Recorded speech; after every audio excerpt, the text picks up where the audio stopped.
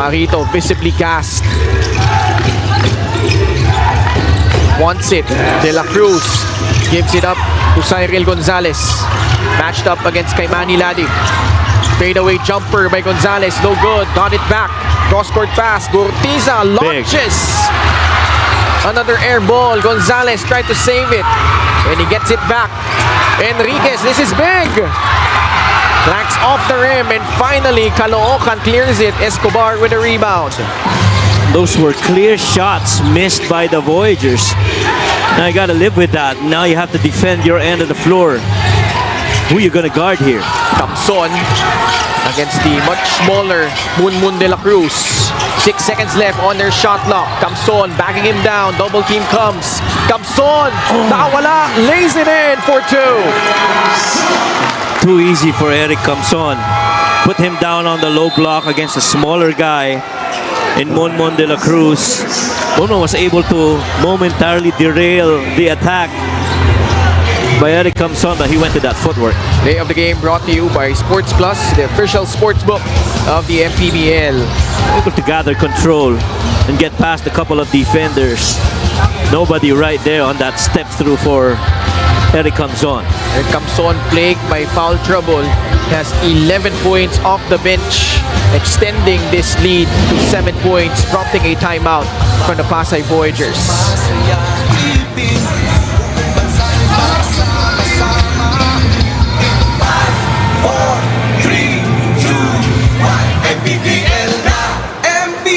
Back with us here at the Pasay Astrodome.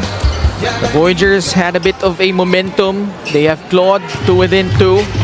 But credit Eric Thompson for stymieing the Tide and regaining control. They're now up by 7 again, 73-66. Under 4 minutes left. Enriquez slips, lost it. Biton on the run. Great anticipation though by Gonzalez, preventing what could have been an easy transition basket. But a clean strip by Biton. Chris, layup short. They got numbers. De La Cruz, Enriquez for free. No! Gonzalez gets it back and sticks it in. He cuts it down to 5. That was a long while before they even got a field goal make. Now you got to defend again. You're down just 5, couple of possessions. Escobar on the right side. Kay Manny Ladi, jumper from the baseline. No. Another rebound by De La Cruz. Enriquez surveying the floor. Open look. Gonzalez. Oh. The trifecta. Balik sa dalawa ang lamang. 73-71. All important stop here for the Voyagers. This zone has slowed down Caloocan. Thompson. Pasa kay Escobar. Working on Lian Martel. Stepping back. Ladi, baseline jumper. Again, time and time. Kay Manny Ladi to the rescue. That's the 1-2 punch of bigs right there. Kimani Ladi and Eric comes on. Eric takes care of the inside. Kimani takes care of the perimeter. In their close games, it was kay Manny Ladi. Cyril Gonzalez scores. Last 2 minutes brought to you by Sports Plus, the official sports book of the Mpbl. Not an easy shot at all for Cyril Gonzalez. Had to loop that very high against that defense by Kimani Ladi. Look for a slip here. Manday, the Hesse, the layup off the glass and in. Parito now okay to check in. Last 2 minutes na po tayo. Pasay down by 7. They're gonna take out the ball here from the baseline, and Eric Thompson rather getting replaced by Jun Bonsubre. Matchup situation. 77-73. Parito, 32 points. Good look. Oh! Sent back to the friend zone by kay Manny Ladi, who says, nah, no way. But look at that recovery from the weak side. He was 2-3 steps away, but just his athletic ability to be able to get to a spot, recover, and swat that shot away. Open look, Gonzalez, one dribble, gets it to Gurtiza. I thought Gonzalez had that shot. He did have that shot. I think he was thinking more of 3. Akala niya papunta sa 3 si Gurtiza. Saka in rhythm na siya eh. One dribble pull-up na yun sana. Agree. Minute and 12 left. Manday working on Gurtiza. Manday creating space. Pass to Biton. Leaning to the left. 3-point shot. No good. Farito with his 6th rebound. Enriquez. Martel providing the screen. Under a minute remaining. Nash forcing it up. No good. And ball ending up with Manday. Kay Manny Ladi on the run. And he will slam it down with 2 hands. Kay Manny Ladi coming up huge on both ends. No timeout. Palitan lang ng tao. Manny Ladi coming up big again in very important moments for Caloocan, Coach Mike. Yan, napaka-importante nung run na yun because, you know, almost everything, I guess in the last 3 possessions, we've seen Kimani Ladi get, you know, involved in a lot of times. Timeout requested by Pasay. They're down by 6, 79-73. Will stay on the air. Pasay repeatedly has clawed their way back, but Caloocan credit them for hanging around and protecting their lead. Let's listen in. Ang gagawin natin ha pare, ito akit to, Nash. Clear? Ngayon pare, si Brian to ha. Brian, ang ball screen natin pare dito ha, pag ganito, gamitin nyo. Ito dumive ha, pag after mong pumasa, pag ball screen to, sumabay ito. Okay? Para ang space natin pare, pwede dito, pwede dito. Okay? Wala pa yun ha. Well, Coach Marlon Martin definitely clearly saying where that ball screen is gonna go.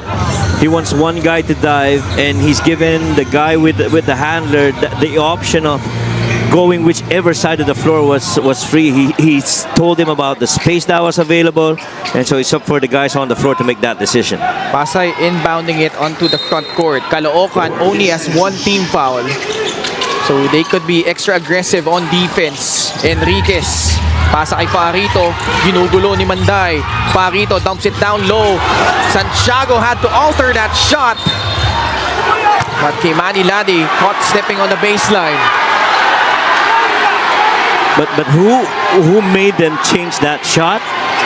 Kimani Ladi once again on a closeout. Are they gonna review this? Kai making things happen for Caloocan. Ladi with 14 points, 8 rebounds, 3 steals, and that emphatic block earlier. And once again, this is another play where Kimani Ladi has clearly gotten involved, not on the offensive end, but on the defensive side of the floor.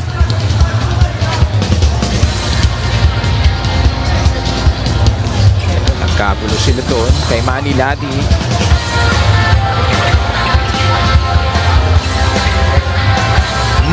That's pretty close. Although that Hinawakan hand niya. was onto the basketball. He was thinking maybe may tawag na foul eh. Oo. Kaya yun ang ano niya, nasalo pa rin niya. 33.9 seconds left. Pasay, no more timeouts. Caloocan, far from penalty. Just 1 team foul in this quarter. Both teams did not shoot well from free. Actually, Pasay, a team in the top 5 in terms of 3-point makes, 9.6 per contest, only 5 out of 25 tonight, Coach Mike. Yep.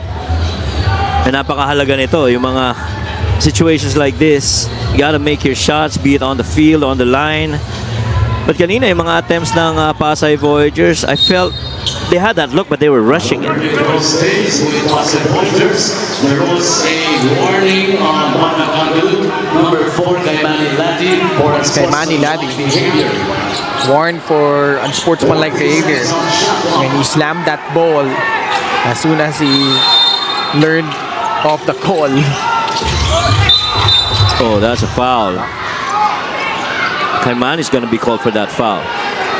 Are they gonna review Yun, this? ang tanong, bago kasi nung inbound eh. Pag Correct. ganyan, That- even though that's- they're not in penalty, you'll be rewarded with free throws. Yeah. And possession. And that's very important because time stopped. They get a chance to score. Oo. Hey, you can't do that. Ayun eh. Kapit. Di pa nai-inbound.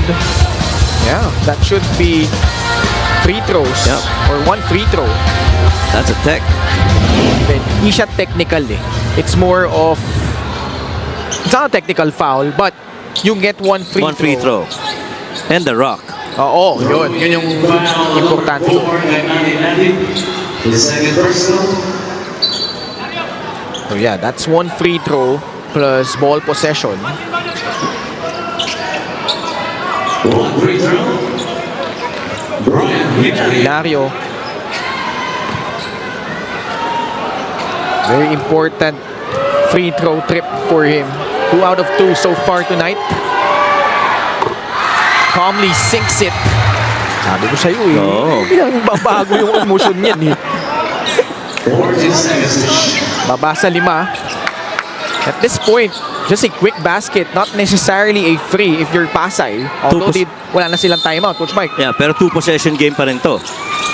The pass, Gonzales, rejected by Dom Escobar. Sayang, sabi ni Oo. Coach M, shot fake Shot sana. fake muna. Yeah, tama yon. Shot fake muna. Kasi pa-close out na si Dom Escobar eh. Halos sabay eh. Oh, he had them already up in the air. Seconds on shot. Maybe dribble up left side or right side, no? To have that space. They retain possession with 12 on their shot clock. Santiago will trigger it in. Tatanggap si Nash Enriquez. Gonzales off the dribble. Takes the free. Off to the left. Manday tracks it down and he got fouled. Well, they had to take that shot very quick because they wanted more time to remain on the clock. Kaya lang, ito, 13 foul. 2 possession game with free throws. Still not over though. There's no free throws here. Oh, hindi pa penalty. Yeah, not yet a penalty. We still have one more foul to give. Timeout Caloocan. One of their 2 remaining timeouts. Coach Gerson Cabiltes will talk things over as they try to protect this lead. They're up by 5. Biyahe ulit tayo sa Orion. Oo nga. Tayo ulit dalawa. Correct. Manday.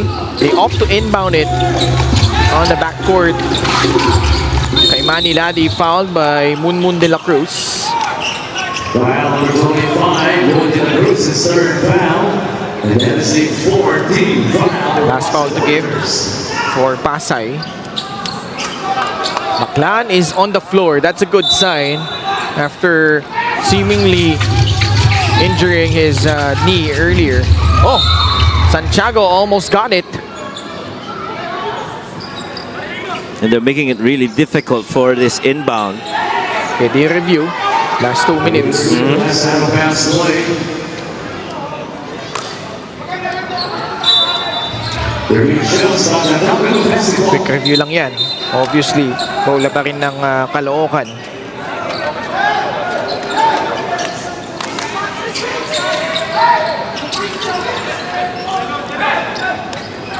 Si Baklaan na ang mag-i-inbound for the Batang Kangkalu. Kaimani Ladi will be fouled.